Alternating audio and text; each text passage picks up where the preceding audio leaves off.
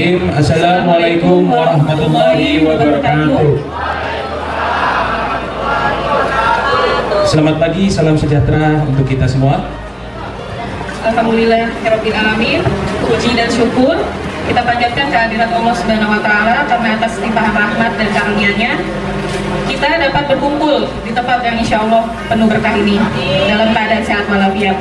Amin ya rabbal alamin. Assalamualaikum warahmatullahi wabarakatuh. Salam sejahtera bagi kita semua. Om Swastiwatu, Namo Buddhaya, salam kebajikan. Terima kasih semua atas kehadirannya di acara ini. Mungkin awalnya memang rencana ini adalah acara berbuka bersama, namun waktu itu berhubung udah mepet waktunya, akhirnya menjadi halal bihalal yang memang biasa di kayakan sebelum-sebelumnya memang kita ada acara halal. Bismillahirrahmanirrahim. Assalamualaikum warahmatullahi wabarakatuh. Jawab salamnya kurang semangat kayaknya. Apa masih puasa ini? Assalamualaikum warahmatullahi wabarakatuh. Saya doakan mudah-mudahan yang jawab salam bisa segera masuk surga. Segera masuk surga mau ya? Sekarang mau? Bismillah, alhamdulillah, wassalatu wassalamu ala rasulillah nabiyina Muhammad ibn Abdillah wa ala alihi wa sahbihi wa mawalah wa la hawla wa la quwwata illa billah, amma ba'du. Ya ayyuhalladzina amanu taqullaha haqqa tuqatih wa la tamutunna illa wa antum muslimun. Allahumma salli wa sallim wa barik ala nabiyyina Muhammadin wa ala alihi wa sahbihi ajma'in. Yang saya hormati Pak Hendri, direksi dari PT Autocam Industri, juga Pak Arvin, kemudian Pak Krisada, Bu Janet, kemudian juga pimpinan dari PT Arkitek Bapak Yakobus, pimpinan PT Pradana Sirona Persada Bapak Adi atau yang mewakili, kemudian tetamu undangan termasuk Direktur Utama PT Emindo, masih di jalan sepertinya ya, Bu Erti, Bu Devi, kemudian segenap manajemen dan karyawan dari PT Autocam Industri, PT Arkitek, PT Pradana Sirona Persada. Alhamdulillah. Antara yang dia pelajari sebagai skema normatif yang baik dengan amalia sehari-hari. Coba bayangin, jabatannya tinggi, ilmunya tinggi, tapi korupsi. Ini kan jomplang ya, punya ilmu nggak diamalin. Apa kita pikir yang ditangkepin KPK itu orang-orang bodoh? Tidak. Mereka orang-orang berilmu, punya wawasan, punya ide normatif yang luar biasa, tapi ilmunya nggak dipakai. Gelap mata ketika menghadapi uang dan harta. Akhirnya apa? Akhirnya terpleset. Begitu juga siapapun orang, termasuk di perusahaan ini. Kalau dia punya ide, punya ilmu, sampaikan. Jangan dipendam sendiri, jangan tidak digunakan. Lalu orang lain terpleset pada kesalahan gara-gara dia tidak memberitahu, padahal dia punya ilmunya. Itu skup yang besar, skup yang kecil. Baik, kita bicara hal-hal yang ringan saja. Kita tahu bahwa amanah itu adalah ilmu. Amalkan ilmunya. Apa itu amanah? Bertanggung jawab terhadap kewajiban yang ada di atas pundaknya. Jam kerja 8, jam 16.30 misalnya. Gunakan, laksanakan amanah itu. Kalau kita tidak amanah, kebalikan dari amanah itu khianat. Itu nggak boleh. Itu ilmu, itu yang ringan. Kita punya tanggung jawab terhadap keluarga, maka laksanakan tanggung jawab itu. Jangan tidak amanah. Termasuk kita tahu bahwa berkata dusta itu nggak boleh, jangan lakukan. Hal yang sederhana ya. Apalagi hasad, tahu hasad nggak? Apa hasad itu? Iri hati atau dengki, boleh nggak dilakukan? Tidak boleh. Ini hal yang sederhana ya, tidak boleh dilakukan. Maka jangan berbuat hasad. Apa itu hasad? Hasad itu kalau punten, kalau bahasa mama dedehnya SMS singkatannya. Apa SMS itu singkatannya? Senang melihat orang lain susah. Kalau dibalik, susah melihat orang lain senang. Kata-kata itu, masya Allah. Jangan jadi orang yang hasad, merepotkan. Kita di kantor aja, di satu ruangan, satu bagian, kita hasad sama teman kita, nggak akan beres. Komunikasi nggak nyambung, pekerjaan tidak lancar, perusahaan yang rugi. Di rumah juga sama, hasad sama anak, sama istri, sama keluarga, itu merepotkan. Apalagi dalam kehidupan bertetangga. Ada dua tetangga, namanya Jaya dan Emen. Ya. Ada yang namanya Jaya di sini? Ada semua di sini ya, masya Allah. Ya, Jaya dan Emen, dua tetangga ini saling hasad melulu. Kalau si Jaya pasang pagar di rumahnya, si Emen nggak mau kalah, pasang pagar di depan rumahnya. Kalau si Jaya cat rumahnya warna putih, si Emen nggak mau kalah, cat rumahnya warna putih.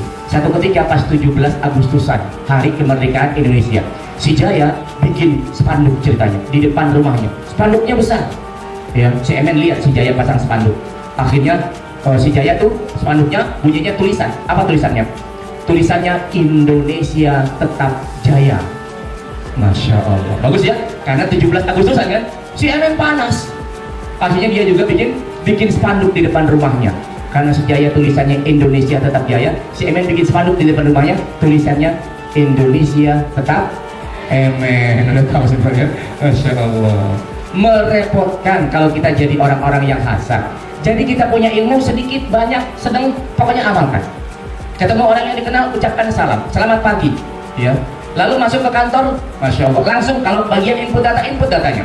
Hari ini Masya Allah, kalau kita nggak amanah sama pekerjaan, saya tanya, kita kan punya WhatsApp ya, punya handphone, di handphone ada WhatsApp. Saya tanya, ada berapa minimal grup WhatsApp di dalam WhatsApp itu? Ada berapa grup kira-kira? Ya, banyak tidak? Coba, kita bicara grup alumni aja. Masya Allah ya.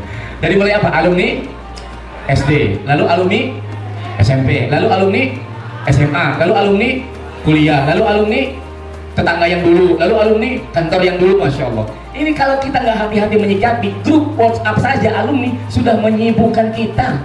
Ini bagian dari ilmu ya, kerjanya amanah, input data, kan lakukan itu. Terakhir ya, bapak-bapak, ibu-ibu, sahabat-sahabat, pesan Imam Syafi'i tadi apa yang terakhir? Imam berkata, wal amiluna mu'tarruna illal mukhlisun. Orang-orang yang sudah mengamalkan ilmunya itu dalam keadaan tertipu, kecuali orang-orang yang ikhlas. Allahu Akbar. Ini benar-benar pelajaran yang luar biasa. Semua orang dianggap mati kecuali yang berilmu. Semua yang berilmu dianggap tertidur kecuali yang mengamalkan ilmunya. Semua yang mengamalkan ilmunya dianggap tertipu kecuali yang mengamalkan ilmunya dengan ikhlas. Rupanya faktor yang ketiga ini itu faktor yang berbicara hati, yaitu keikhlasan kita dalam menjalankan kewajiban. Ngaji sudah, belajar sudah, sekolah sudah, ilmunya diamalkan sudah, dilaksanakan sudah, tapi tidak dibarengi dengan keikhlasan, itu seperti orang yang tertipu. Maksudnya apa? Tetap saja tidak memberikan kebaikan. Maka saya ingin sampaikan kepada semua sahabat, yuk, kita sudah punya ilmunya, sudah diberikan amanah, sudah mengerjakan amanah itu. Sekarang pergi, berangkat ke kantor, mulailah dengan membaca doa. Ikuti dengan ketakwaan dan kesalehan. Saya tanya, doa keluar rumah apa bunyinya? Ada yang hafal? Angkat tangan. Doa keluar rumah. Ya, yang hafal nanti saya usulkan tambahan gaji 3 juta dari Pak Menteri. Apa doanya, Bu? Bismika Allahumma, bukan apa? Bismillahi tawakkaltu 'ala Allah. Nah, catat siapa namanya nih? Bu Sofani ya, Masya Allah ya. Ya.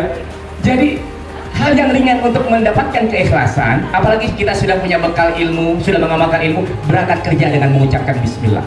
Mudah-mudahan anasir keburukan, godaan-godaan kejelekan bisa hilang. Di kantor bisa fokus, bisa konsentrasi, bisa bertugas dengan menggunakan hati.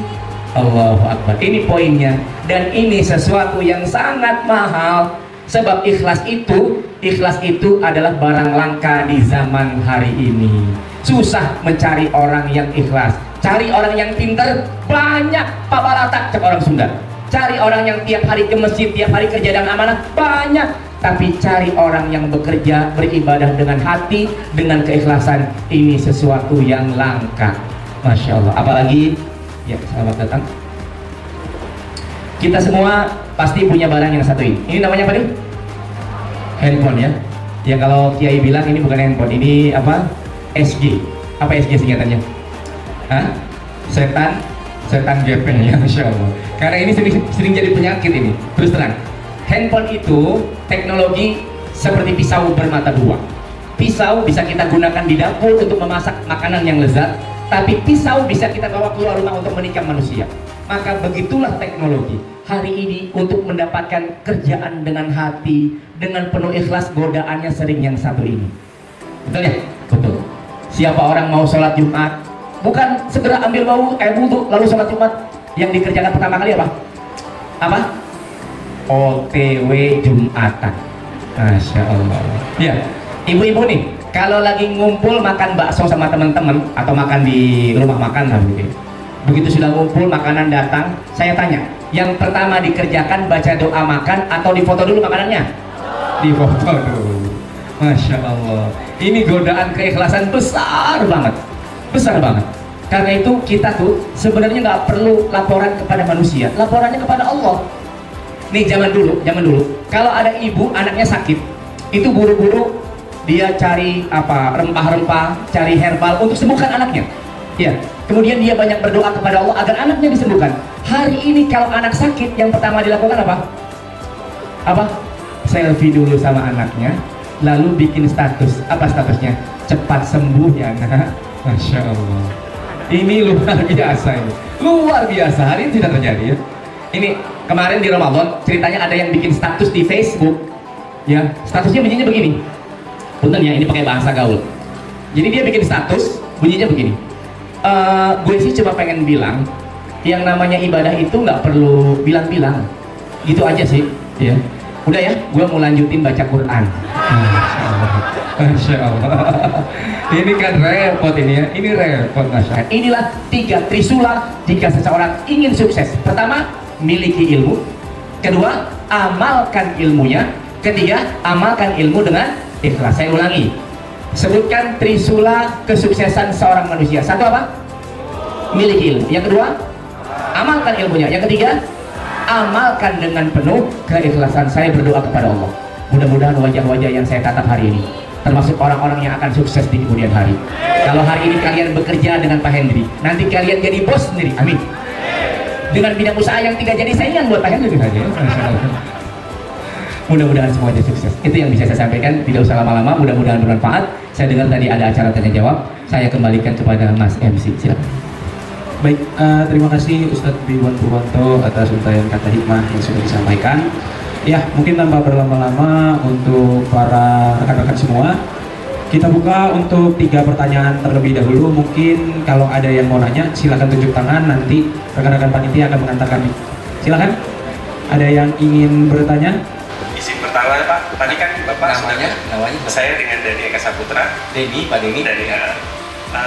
Saya tadi dengar tadi kan penjelasannya bahwa ada trisula ya Pak. Posisinya dari ilmu, terus amal dan ikhlas. Saya cuma ingin mempertanyakan posisi akhlak ada di mana ya Pak. Jadi poinnya kan bahwa sebenarnya kan kita berilmu semua yang kita lakukan, kalau akhlaknya nggak bagus juga sebenarnya kan kurang ya kalau menurut saya. Nah, ini posisi akhlak ada di mana? Itu aja sih Pak. Terima kasih. Wassalamualaikum warahmatullahi wabarakatuh. Saya sampaikan tadi sebenarnya sedikit tentang empati tadi, bahwa ternyata adab dan ilmu itu sesuatu yang tidak bisa dipisahkan. Ya, artinya apa? Artinya memang seseorang itu perlu menjadi orang beradab sehingga dia bisa mengamalkan ilmunya dengan baik.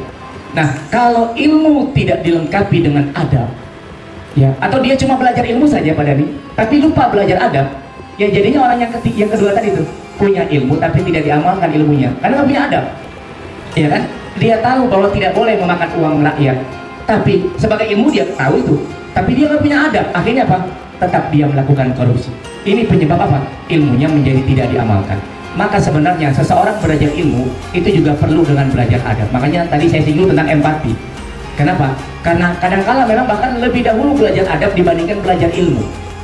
Ya, supaya apa? Supaya ilmu itu terpimpin di atas adab yang baik. Tentang hasad, saya ingin tanya tentang hasad itu dosanya seperti apa, tingkatannya seperti apa, detailnya seperti apa, dan bagaimana itu nanti apa ya di akhiratnya gitu. Intinya secara ternyata di nerakannya. Terima kasih. Ya, hasada yuhasidu tahsiban ya. Hasad itu maknanya dengki, iri. Kalau secara khusus hukuman tentang hasad tidak ada. Paling petunjuk dari Allah dalam Al-Quran agar kita jangan menjadi orang-orang yang hasad. Di surah Al-Falaq ya, qul a'udzu birabbil falaq. Ujungnya apa? Wa min syarri hasidin, ujungnya hasidin idza hasad. Dan kita berlindung kepada Allah dari orang-orang yang hasad apabila dia hasad. Kalau Allah menyuruh kita berlindung dari orang yang hasad, berarti perbuatan hasad itu diharamkan. Dan semua perbuatan yang diharamkan ancamannya neraka. Begitu ya? Nah, kemudian hasad ini imbasnya yang paling bahaya. Orang yang hasad itu adalah jalan paling gampang untuk menjadi orang yang takabur alias sombong. Ya.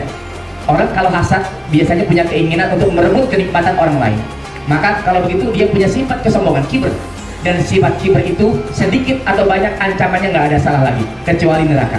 Ya, la yadkhulul jannata man kana fi qalbihi khardalatun min kibrin. Tidak akan masuk surga orang yang di hatinya ada secuil saja kesombongan. Dan sombong ini lahirnya dari hasad. Ingat gak kejadian dulu ketika manusia pertama diciptakan, namanya Nabi siapa? Nabi Adam alaihissalam. Lalu Allah menyuruh semua bangsa jin dan malaikat untuk sujud kepada Adam. Semuanya sujud illa siapa? Kecuali iblis. Iblis tidak sujud. Ternyata iblis itu sombong kepada dirinya. Ngapain saya sujud kepada Adam? Adam diciptakan dari tanah, saya diciptakan dari api. Sombong. Maka sombong ini yang menyebabkan hasad ini menyebabkan iblis menjadi sombong. Makanya iblis ila yaumil qiyamah dia tidak akan mendapatkan rahmat Allah dan pasti menjadi penghuni neraka. Wallahu a'lam. Begitu ya Pak Ridwan. Silakan. Satu lagi barangkali. Tentang ikhlas Pak. Ukuran ikhlas itu sebenarnya seberapa gitu Pak? Yang pertama Pak Narmo, apa sih ukuran dari keikhlasan itu? Ya ada banyak definisi tentang ikhlas. Ikhlas itu sederhananya begini. Al-ikhlasu an tastawiya af'alul 'abdi fil zahir wal batin. Ikhlas itu adalah kesesuaian amal seorang hamba antara yang terlihat dengan yang tidak terlihat. Ini ikhlas. Jadi, kalau kelihatannya lagi sholat, apakah hatinya lagi sholat atau tidak? Kalau zahirnya lagi baca Quran, hatinya lagi baca Quran atau tidak? Jangan-jangan dia bukan sholat tapi cari pujian manusia. Jangan-jangan dia tidak sedang baca Quran tapi supaya dibilang qori, gitu ya. Jadi kalau sudah sesuai antara yang kelihatan dengan yang tidak kelihatan di dalam hati, itu namanya ikhlas. Pak, acara selanjutnya itu doa bersama yang akan langsung dipandu oleh Bapak Ustadz Abi Iwan Purwanto. Untuk itu Allahumma salli wa sallim wa barik ala nabiyyina Muhammadin wa ala alihi wa ashabihi wa tabi'in wa tabi'in wa man tabi'ahum bi ihsanin ila yaumiddin wa alaina ma'ahum bi rahmatika ya arhamar rahimin.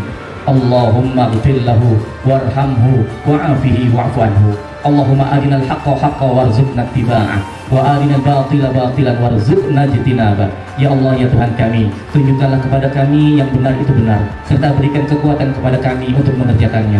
Tunjukkanlah kepada kami yang salah itu salah, dan beri kekuatan kepada kami untuk menjauhinya. Rabbana atina min ladunka rahmah wa hayyi' lana min amrina rasyada. Ya Allah, jadikanlah orang-orang yang dekat dengan rahmat-Mu ya Allah, agar semua cita-cita dan harapan kami Engkau kabulkan ya Allah. Ya Allah, jangan Engkau sisakan dosa dari kami ya Allah, melainkan Engkau ampuni semuanya ya Allah. Jangan Engkau sisakan keraguan di hati kami dalam doa akan disampaikan secara agama Kristiani dan akan dipimpin oleh Ibu Lulu. Pada Ibu Lulu kami persilahkan. Bapak, pada kesempatan ini Bapak, kami hendak menaikkan doa kami untuk keluarga almarhum Pak Robi yang mungkin pada saat ini masih dalam suasana berkabung karena kehilangan Pak Robi mungkin bukan sesuatu yang mudah untuk diterima. Namun Bapak, kami mau berdoa Bapak supaya pemeliharaan-Mu, kasih-Mu dan pertolongan-Mu senantiasa ada untuk keluarga yang ditinggalkan, terkhusus untuk istri, Ibu Mel, dan anak-anak Vincent dan Karissa. Bapak, kami percaya Bapak Engkau akan memberikan penghiburan, Engkau berikan Selamat beraktivitas, semoga semua dalam keadaan sehat dan penuh berkah. Amin. Sampai jumpa lagi di acara atau lain kesempatan. Semoga kita semua dalam keadaan sehat walafiat. Terima kasih. Terima kasih. Wassalamualaikum warahmatullahi wabarakatuh.